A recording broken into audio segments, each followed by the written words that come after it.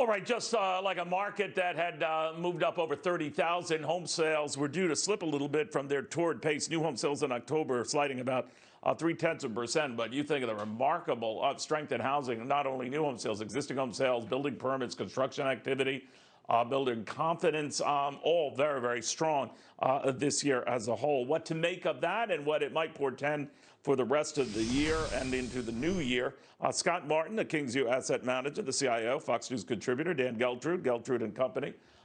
Dan, what do you make of where we're kind of ending off here? Now, we still have another month to go. I don't want to minimize that. Anything can and likely will happen. We've learned that. But it has been a remarkable comeback from the worst of the pandemic. If you think about in March, we had slipped under 19,000 on the Dow. And everyone was saying next stop 10,000. Look at us. What do you make of it all? Well, it's really incredible, Neil. When you take a look at this stock market, it just wants to go up, right? If you go back some months and it looked like Joe Biden was going to win, the market went up. Then it looked like Trump was making a comeback, the market went up. And then it looked like Joe Biden was indeed going to take, and the market went up. So clearly there is American optimism out there that just wants this market to go up. It's confidence that we are ultimately going to get past this pandemic. It's obviously not going to happen this year, but I think when we get in solidly into the first quarter and certainly into the second quarter of 21, I see good things ahead for a lot of reasons, Neil. What about you, Scott? I agree. And I think, like Dan said, Neil, the market is thinking about December and thinking about January for about 15 minutes. And then the rest of the time, the market's thinking about June of 21, my next birthday, by the way, or the end of 21 and even 2022 to some degree when we pull out of the vaccine and this virus concern. And we look at all the great things that have kind of happened, Neil, in my opinion, behind the scenes, frankly, as a result of the pandemic, all the technology that's been developed, the efficiency that businesses have created, the fact that there has been hiring going on and hiring, refiring with respect to a lot of areas in tech and healthcare and things. So there's a lot of great efficiencies and new technology and new ways of working that have actually benefited from this shutdown that we've had over the course of the last several months, depending on where you live and what you do. So to me, those are kind of the underlying structures that are built into the market pricing today and the things that we can build on going forward into next year. You know, Dan, you're also an accountant, a very good one. And I'm wondering how you're preparing clients for certainly higher taxes where you are, where I am in New Jersey, but nationally, and the plans that Joe Biden, you know, keeps out there and says he isn't backing away from the high taxes on the $400,000 and over crowd. It could go beyond that, but that's still on. Is he giving people any caution?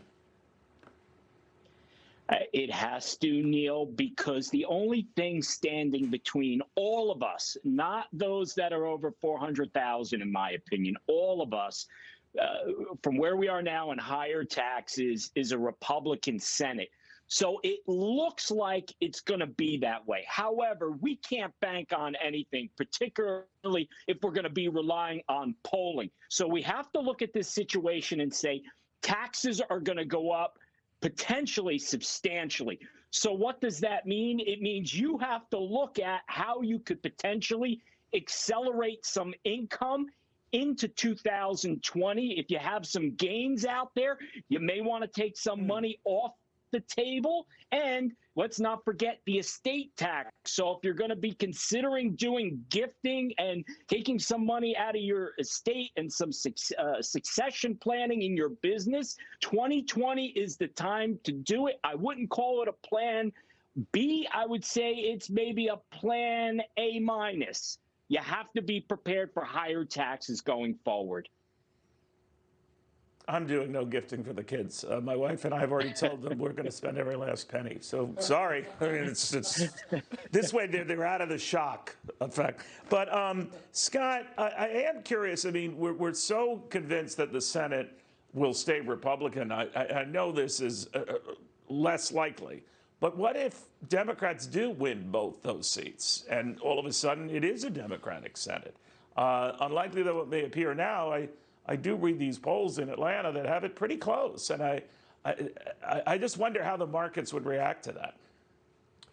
Probably not well initially. I think there'd be some shock because I believe it is baked in, as you've discussed, that not well, to use a euphemism, I guess, of poorly, if not words we can't say on cable TV even. But the reality is this, Neil, the market will get over that. And I think Joe Biden so far, the reason the market has done favorably performance-wise so far is Joe Biden is turning out to be kind of that moderate, kind of easygoing implementer of some of the cabinet picks. We've seen some of the Treasury stuff happen already, where it seems like Joe's kind of taken that middle of the road path so far with respect to what he's doing. So the markets will probably be okay overall if for some reason the Senate does flip, because of the fact that it looks like Biden is not going to take that hard line with a lot of the far left Democratic policies. So the market can be somewhat confident in that. But obviously, we want to see the Senate stay, divided, or stay, rather, Congress divided and stay with the Republicans, so we can get that bipartisan kind of movement going in D.C. to help kind of the economy move along the best it can. But Dan, his hand might be forced if they do take the Senate, right? If they do win those two races, and then this moderate senator, former vice president, if you buy that notion, would be compelled to be a little less moderate. What do you think?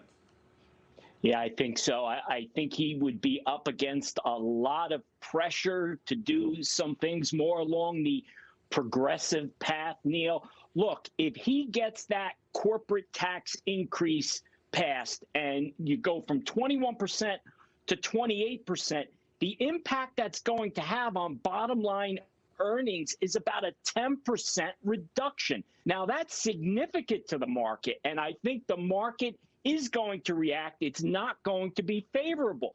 And not to mention all the other tax increases across the board, like capital gains and a plethora of other areas. So I agree that if Joe Biden ultimately gets the Senate as well, it is not going to be looked at favorably with investors or the market, and we're going to feel that at least initially.